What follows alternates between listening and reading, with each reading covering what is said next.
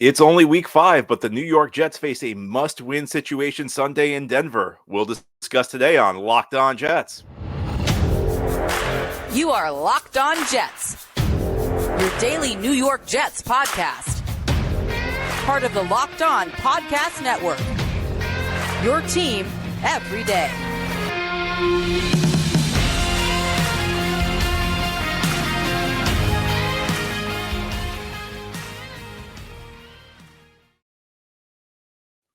Welcome. This is the Locked On Jets podcast, part of the Locked On Podcast Network, your team every day. It's Friday, October 6th, 2023, and I'm your host, John B. from GangGreenNation.com.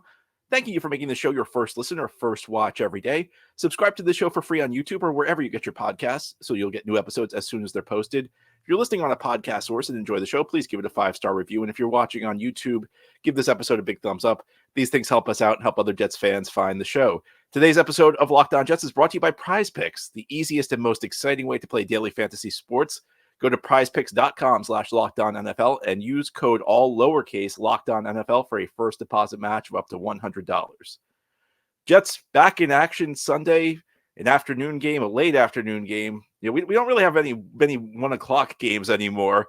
The Jets are in Denver for a game against the Broncos, and we're going to preview that on today's show. It's a game that I think is a must-win for the Jets, and I think that sometimes we get carried away with declaring games must-win, especially early in the season, and many times we say the Jets have to win this game, but in reality, a loss is not necessarily the end of the season. I think in many ways, this is a must-win situation for the New York Jets. If we're talking about this team having a successful 2023, if we're talking about the team ending that 12-year playoff drought, this is a game where if the Jets win it, you can kind of see a path forward where maybe they can build some momentum because the schedule is going to get a lot easier in the weeks ahead. And maybe not so much next week against Philadelphia, but in the weeks after this, you could see where the Jets could start to make some noise. If they lose this game, however, and fall to 1-4 with the game against Philadelphia coming up, it's difficult to envision a scenario where the Jets are able to turn this around. It's very much what I call a fork in the road game. And I said that last week, and I think heading into last week, it was a reasonable thing to say, even though I changed my mind after the game because what we had seen the first 3 weeks from the Jets suggested that this was not a team that was going to be able to overcome a 1-3 start. And it's still going to be tough. The thing people forget about is everybody talks about, well, it's how you finish. It's not how you start, which in many cases is true. But the wins you bank in September and the losses you bank in September, they count all season long. So starting out 1-3, the Jets have kind of put themselves behind the figurative 8 ball, where it's going to be really tough to dig out of this hole. But the only silver lining from that Kansas City game is you saw the Jets finally play at a level where if they can replicate that level of play going forward, they can win some games because the defensive line came to play after really a disappointing first 3 weeks of the season for the line. Or maybe it was, they played well week 1, but week 2, week 3, they did not play up to their talent level. And more than that, Zach Wilson and Nathaniel Hackett, after looking like maybe the league's worst quarterback offensive coordinator duo through the first 3 weeks of the season, Hackett called a great game, one that kept Kansas City off balance, and Zach Wilson delivered. So if the Jets can replicate that, if the Jets can play at the level they played in those second and third quarters against Kansas City, they are going to win a number of games this year, and they will be right in the middle of the AFC playoff race. The question is whether that's repeatable or whether that's just the Jets playing at their best. Because sometimes every team has a quarter or two where nothing goes wrong, and they just play at their best. So the question is whether that's the type of thing where we can expect that to be the median performance for the Jets, where we'll see that consistently, or whether that's just everybody playing out of their minds, everybody looking great. If it's a situation where the Jets can repeat that again, this could be a very successful season because the schedule is going to open up in the weeks ahead. We have to get past Philadelphia, but after that, there are going to be a lot of winnable games on the Jets schedule over the second half of the season. So they could potentially get on a little bit of a roll. But if it's just what they just happen to have 2 great quarters, that's about as well as the Jets will play all year. It's not necessarily repeatable. Jets are going to be having some issues. And, a loss this weekend, I mean, I don't care how they play. I don't think that there's going to be any silver linings from a loss. I mean, maybe the long run, if Zach Wilson plays well, you could say, okay, the rest of the season's about trying to continue to develop Zach Wilson. I can see that, but nobody entered the season. I don't care that Aaron Rodgers went down 4 plays into the season. Nobody went into the season was going to be okay with a lost season. Nobody was going to be fine with trying to develop young players early in the month of October, where when you're 1-4 in October and you already feel like it's over, and you're staring down 1-5 because you have a game against the Eagles next weekend. Nobody would have signed up for that, even when Aaron Rodgers went down. And yeah, look, there's always scenarios where things surprise you in the NFL. I mean, is the season officially over at 1-4? No. You still go out, you'll still try and fight next weekend against the Eagles. And of course, unexpected things happen all the time. I mean, there have been teams that have had very successful seasons. There have been teams that have won the Super Bowl that have been counted out in September and October. There are always things that can happen. I'm not saying we abandon all hope. I'm not saying we just pack up and go home until the draft if the Jets lose this game.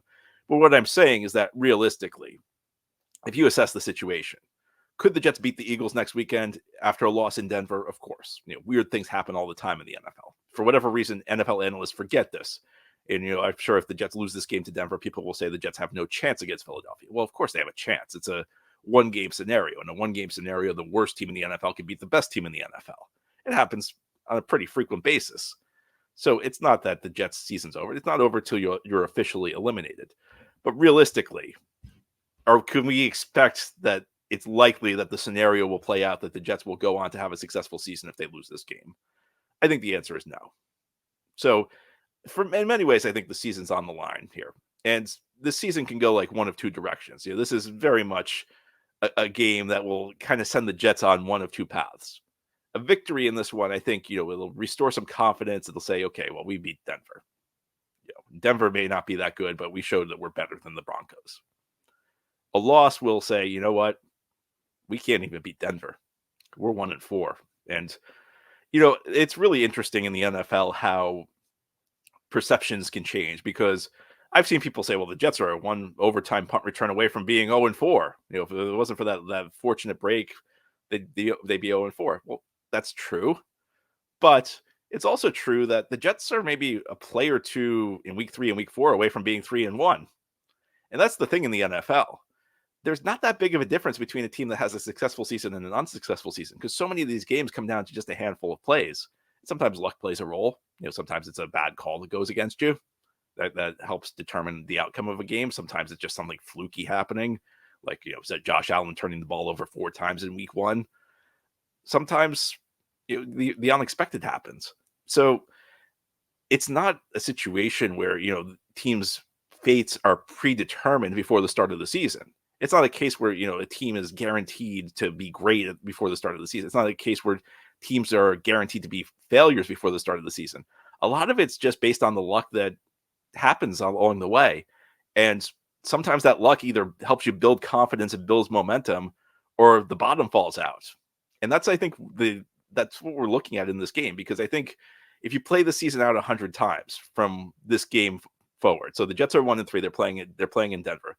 If you play it out 100 times, there are scenarios where the Jets win this game and go on to have very successful seasons. There are scenarios where the Jets lose this game and they just lose all confidence.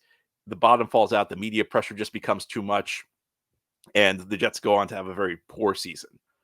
A lot on the line Sunday in Denver. And the two most important figures for the Jets heading into this game, I think, are the quarterback and the offensive coordinator, guys who did not do a great job the first 3 weeks, but really rebounded in week 4. We're going to talk Zach Wilson, Nathaniel Hackett. What do the Jets need from them as we continue this Friday edition of the Locked On Jets podcast? This episode of Locked On Jets is brought to you by Bird Dogs. Bird Dogs are stretch khaki shorts that make you look good. They are designed to fit slimmer through the thigh and leg, giving you a truly sculpted look. These shorts do the exact same thing as Lululemon, but they fit way better. They fit way better than regular shorts that are made of a stiff, restricting cotton. Bird Dogs fixed this issue by inventing cloud knit fabric that looks just like khaki, but stretches so you get a way slimmer fit without having to sacrifice movement. And Bird Dogs uses anti-stink, sweat-wicking fabric that keeps you cool and dry all day long. And Bird Dogs are functional for any occasion. Golf, a date, an evening out, heading to the pool, heading for a workout, lounging, work, you name it. Bird dogs make you look good. A lot of attention has been paid to the Jets uniforms this year. They've used the throwback uniforms week 1 and week 4, the regular uniforms week 2, week 3. Bird dogs makes you look good all the time. I think the Jets look better in their throwback uniforms. I think Bird Dogs makes everybody look good. Go to birddogs.com/LockedOnNFL or enter promo code LockedOnNFL at checkout for a free Bird Dogs water bottle with your order. Again, that's birddogs.com/LockedOnNFL for a free water bottle at checkout. You won't want to take your Bird Dogs off. We promise you. Thank you so much for making Locked On Jets your first listen or first watch every day. And a big shout out to you everydayers. This is a daily podcast covering the New York Jets. We have new episodes each day through the week, Monday through Friday, and then bonus episodes as needed. Today, we're previewing the Week 5 game between the Jets and the Denver Broncos, Sunday in Denver. A big game for Nathaniel Hackett because he's returning to play a team he was the head coach of last year, and it was an ugly situation. Hackett did not make it through his first season before he was fired, so a bit of a revenge game, and also a bit of a revenge game because his successor, Sean Payton, as you may remember back in training camp, was very critical of the job Hackett did in Denver in his not quite one season there. And, that was a situation where I think everything Peyton said about Hackett was true. But the way he said it, a coach attacking another coach is very unprofessional. And you probably deal with it in your daily life. You know that, like, sometimes there's somebody in your line of work who's not doing a great job. But there are professional ways to mention that, and there are unprofessional ways to mention that. And Hackett, I think, was pretty unprofessional. Again, the contents of what he said, I think, was true. It was one of the worst coaching jobs in recent memory in the NFL, what Nathaniel Hackett did with Denver in 2022.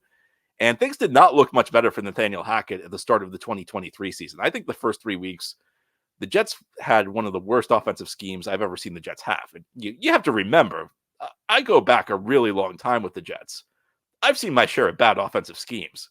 What the Jets did those first 3 weeks of the season was as bad as anything. I mean, it was just behind the times, not doing anything to even threaten the defense. The play design was just terrible. I mean, if you go back to that New England game and watch some of those third downs and just try and defend the play design on some of those plays the Jets ran against the Patriots. The play calling was predictable, very conservative, not trying to stretch the field, too many runs on first down. And then it all changed against Kansas City, where the Jets got aggressive on first down. And one thing I want to make clear is that throwing on first down is not some magical elixir that's going to guarantee your offense is going to have success. In many ways, it depends on the team you've got. It depends on the situation. It depends on the opponent. Against Kansas City, the reason the Jets had success on first down was they'd put a tendency down on film that they were going to run the ball nonstop on first down. So when the other team's selling out to stop the run, it makes it easier to throw the ball. But the other aspect of this is Zach Wilson looked really good in this game against Kansas City. And a lot of that is based on Zach being confident, confidence that was not there against New England. And I almost go back to there was one play in the second quarter where he threw up a ball that was, I still think, I've said this a couple times. Every day is probably tired of me saying this, but threw up a ball to Alan Lazard that was really, I think, a very poor decision. But the Kansas City defender took a bad approach to the ball and Lazard came down with it. It's kind of funny how this works because that was kind of a lucky play for the Jets. But that got Wilson much more confidence in himself, and he was much more decisive. If you watch the New England game, you see him kind of stare open receivers down a lot and not throw the ball. And it was almost like he was hesitant, like he was kind of afraid. And you even saw a couple of examples of that early in the game against Kansas City. And then once that Lazard catch came down, that back foot hit, and if there was a window, the ball was coming out, and it was going to be on time, it was going to be accurate. He was just much more decisive. And, it's easy to say, oh, just go out and play. Well, sometimes a quarterback goes out and plays and he throws 5 interceptions. These people who say, I'd rather see him throw 3 interceptions than just check everything down. Well, you want to find the right balance. Him going out there and throwing 3 interceptions is not a good thing. You have to find balance. You have to find the happy medium between too conservative and recklessly aggressive. And that's the key for Zach Wilson. And that's why he played so well against Kansas City. And anybody who's out there saying something like, oh, I'd rather be the one extreme than the other. Well, no, you need effective quarterback play. You don't need some guy throwing the ball up for grabs senselessly. If he's doing that, he's not going to play well. I don't want that. I want Zach Wilson to be the guy he was against Kansas City. I want him to be an effective quarterback. I want him to throw the ball on time. I want him to hit the right reads, and I want the ball to be where it needs to be. That's what matters for the Jets. It's not Zach Wilson going out being aggressive. It's Zach Wilson being smart. It's Zach Wilson, and smart doesn't always mean checking it down. I think sometimes coaches drill into quarterbacks to be too conservative. They say that protecting the ball is smart. Protecting the ball is smart, but if you're checking everything down, you're not going to move it, and your offense is not going to be effective. If your offense is not effective, you're not playing smart at the quarterback position. It's not easy to play quarterback in the NFL.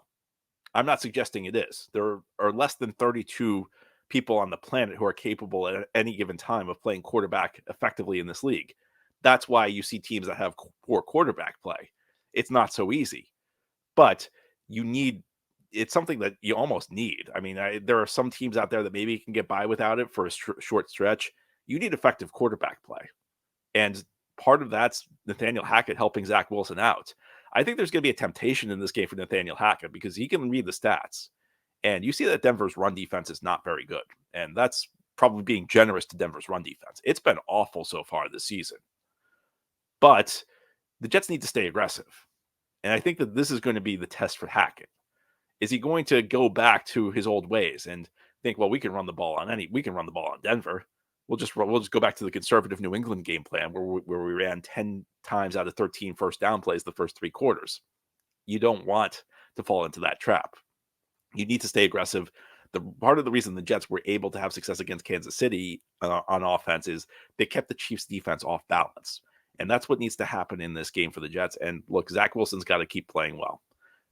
Zach Wilson kind of has a reprieve this week. Heading into last week's game, there were questions. Is he going to survive if the Jets lose to Kansas City? Because there was a question after they signed Trevor Siemian, is Zach heading to the bench? We're not hearing those questions this week because of his performance, but we're only one bad performance away from being right back to that discussion. So Zach's got to go out there and continue to be decisive, make the right reads, throw the ball on time. I understand easier said than done, but nobody ever said playing quarterback in the NFL is easy. Now, Head here on the Locked On Jets podcast, despite what I just told you about how the Jets can't be too conservative on offense, despite the fact I told you they can't completely lean into the run, I think this is a big game for Breece Hall. And it's probably a game that matters a lot to him because of what happened in the game the Jets played in Denver last year. And we'll discuss that continuing this Friday edition of the Locked On Jets podcast. This episode of Locked On Jets is brought to you by PrizePicks. PrizePicks is the largest independently owned daily fantasy sports platform in North America. They're the easiest and most exciting way to play DFS. It's just you against the numbers. Instead of battling thousands of other players, including pros and sharks, you pick more or less than 2 to 6 player stat projections and watch the winnings roll in. This week on PrizePicks, you can select, Zach Wilson to throw for more than 200 yards, maybe Breece Hall to run for more than 1.5 touchdowns. PrizePicks makes it easy. And with the PrizePicks reboot policy, your entries stay in play even if one of your players gets injured. For NFL games and college football top 25 matchups, if you have a player who exits the game in the first half and does not return until the second half, that player is rebooted. PrizePicks is the only daily fantasy sports platform with injury insurance. Go to prizepicks.com/LockedOnNFL and use code LockedOnNFL for a first deposit match of up to $100. Again, go to prizepicks.com/LockedOnNFL and use code LockedOnNFL for a first deposit match of up to $100 using PrizePicks. This is the Locked On Jets podcast here on this Friday. We're previewing Jets Broncos, the late afternoon window Sunday in Denver. The Jets return to a place where they won a game last year, but it was maybe the most costly win the Jets have had in recent memory because in that game, they lost the guys who had been their 2 best offensive players in the first half of the 2022 season. One was Elijah Vera Tucker, who in a situation where you have to remember a year ago, the Jets had a very unstable offensive line from week to week because they had a million injuries. So they had to constantly shift guys in and out. And Vera Tucker played 3 different positions for the Jets the first half of last season. He suffered an injury in that game, but the Jets also lost Breece Hall, who had been their best player on offense, maybe the best player on the team to that point. Breece Hall had a long touchdown run in that game. The Jets won it by 7, so you could argue that was the only touchdown the Jets scored in the game. You could argue that made the difference, but Breece Hall suffered a very serious knee injury that knocked him out the rest of the season. At the time, you remember thinking that even though the Jets won their 4th straight game, it could have been a very costly win. And if you look, this Jets team was never the same without Breece Hall last year. So this is a game I'm sure it's going to be a very seminal moment for Breece Hall because this is the spot where he suffered such a difficult injury and he's back and he already looks great. I wasn't sure he was going to look this good so early. which is good because I thought Dalvin Cook was going to look better than he did. Dalvin Cook's giving you nothing. Robert Saleh this week said that Breece Hall is no longer on a pitch count. And it's interesting how much of a complaint there's been in the fan base about Breece Hall being on a pitch count. To me, it's kind of common sense. A guy coming off a serious knee injury, you want to preserve him early in the season. You don't want to ask him to do too much early in the year. Now, the issue is not so much the fact they have had a pitch count. It's that no matter what the pitch count is, I'm pretty sure in 2 of the 4 weeks, they've fallen below that pitch count. Maybe last week it didn't matter so much because the offense did so well otherwise. But Robert Saleh says Breece Hall's back, that there will be no restrictions on his usage. And I know in the last segment I said the Jets cannot just focus on running the ball exclusively. But of course they're going to try and run the ball on Denver. And Denver's run defense has been awful to this point. This is a game, even though the Jets' run blocking has not been spectacular to this point. I don't care what Pro Football Focus says on their run blocking grades. I think they evaluate individual players in that, not like what the key blocks are on a given play. Like that's the only thing I can figure out. That's the only thing I can square with like how well they rate the Jets' run blocking, because the Jets' run game has not been good. And yeah, part of it's Dalvin Cook. I mean, there are some plays maybe Breece has left on the field, but the Jets' run game has not been effective. And a lot of that goes back to the blocking. But even this Jets run blocking, which I do think was better last week against Kansas City, they should be able to get a push in the run game against Denver. And this could create some big plays. I mean, look, this is a game where if the Jets don't put a lot of points on the board, it's going to be very disappointing because Denver's defense has just been so bad to this point. And of course, you worry a little bit about, is this the game Denver finally picks it up? Because even the worst NFL team is going to have moments where everything clicks for them. But there's no way this Jets team should be that opponent. The Jets should be able to, you'd hope they're able to throw the ball effectively. Because if you look at what Justin Fields did against this Denver defense last week, I mean, I see no reason Zach Wilson should not have just as big of a game, but especially in the run game. Maybe even Dalvin Cook can get going in this game, but I'd like to see the Jets redeploy how they utilize their backfield. I think Breece should take a lot of the Dalvin Cook carries, especially now that he's off the pitch count. I would even rather see Michael Carter get carries. I'd rather see Izzy Abanikanda active and get carries over Dalvin Cook. But the most important thing is going to be Breece breaking a big run or two, softening up this Denver defense and taking some pressure off Zach Wilson. Zach's got to carry some of the load here, but part of the beauty of having a running back like Breece Hall is that you can produce big plays in the run game at a higher rate than almost any other team in the NFL. So there's going to be a real opportunity for Breece. I'm sure he's going to be plenty motivated to do big things. And look, I think if the Jets win this game, I wouldn't be surprised if Breece popped a big run or two. Anyway, that's all for today's episode. This has been the Locked On Jets podcast, part of the Locked On Podcast Network. Your team every day is our motto. As always, if you enjoy the show, hit the subscribe button where you're watching or listening so that you'll never miss an episode. If you're listening on a podcast source, please give the show a 5-star review. And if you're watching on YouTube, give this episode a big thumbs up. These things help us out, help other Jets fans find the show. Enjoy your weekend. Enjoy the game. We'll be back on Monday to talk about what happened.